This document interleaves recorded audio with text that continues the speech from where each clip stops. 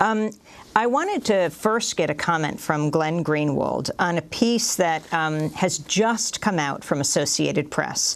U.S. suspect possibly targeted for drone attack. It's by Kimberly Dozier, AP intelligence writer. Just the first paragraph says an American citizen who is a member of al-Qaeda is actively planning attacks against Americans overseas, U.S. officials say, and the Obama administration's wrestling with whether to kill him with a drone strike and how to do so legally under its new, stricter targeting policy issued last year.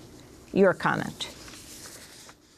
I haven't seen the article yet, but that first paragraph should be shocking to every American, and yet at this point, I think we're probably all kind of accustomed to it, despite how radical it is, because of how long-standing it has been accepted. The very idea that the U.S. government suspects an American citizen not of having already engaged in crimes, but of planning to do so. As Jeremy said, it's like a pre-crime framework where the U.S. government tries to guess at who will engage in crimes in the future and then treat them as a criminal. But then not just treat them as a criminal, but declare them guilty in secret proceedings, not involving any court, but by the decree of the President of the United States to literally A, declare the person guilty, B, impose the death penalty, and then C, go out and carry out the execution.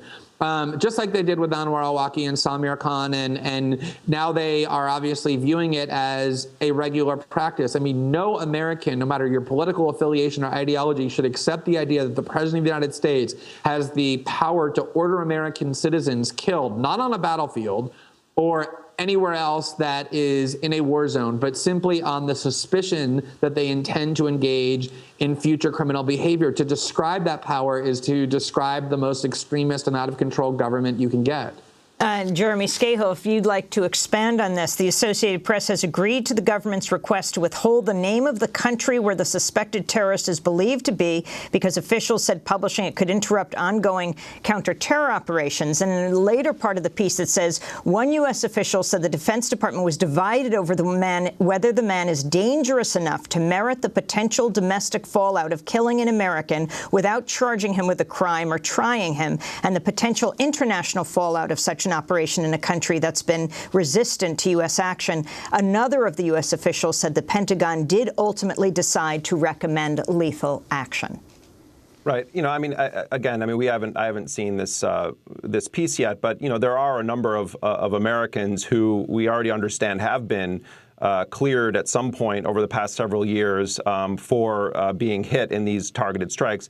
One of them, my understanding, is a guy named Adam Gadon, who is basically a propagandist for al-Qaeda, who is from the United States, a U.S. citizen, and will occasionally be running his mouth off on, on videos around the world. I have no, knowledge of what he may or may not be involved with, but we do know that the United States doesn't have a problem with killing American citizens without presenting any evidence against them, and I think that's the real issue here. You know, the current guidelines that the White House is using still permit the killing of Americans and non-Americans on a regular basis around the world using these drones, and I think that to an extent the White House has started to believe its own propaganda about how precise these strikes actually are, in part because when they get a cell phone or they blow up someone's cell phone, they're told, oh, well, we got the target. And in the jargon of the operators who do these missions, you know, when you get the phone itself, it's called the jackpot. And when you confirm that you've actually